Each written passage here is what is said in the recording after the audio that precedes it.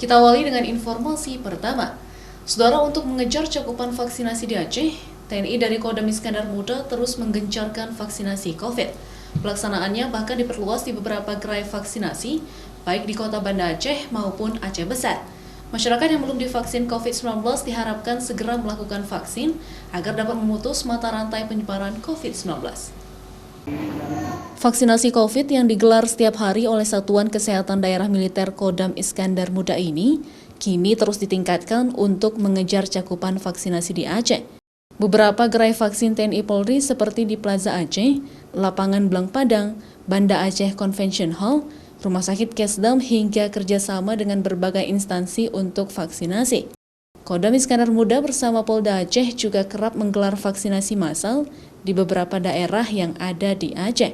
Kepala Penerangan Kodam Iskandar Muda Kolonel Arsudrajat menyampaikan, prajurit TNI di bawah Kesdam Iskandar Muda bertugas setiap hari di gerai-gerai vaksinasi TNI dan juga Polri. Selain vaksinasi, prajurit Kesdam Iskandar Muda juga membantu pemerintah untuk melaksanakan testing, tracing, dan juga treatment guna memutus mata rantai penyebaran COVID-19.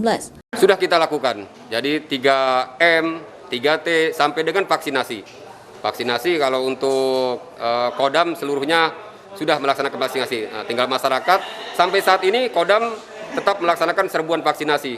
Dengan vaksinasi mudah-mudahan akan timbul herd immunity, kekebalan kelompok, itulah yang akan mencegah penyebaran COVID-19.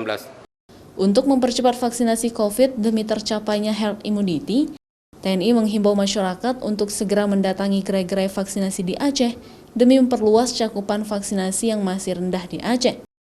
Mustajab, Kompas TV, Banda Aceh.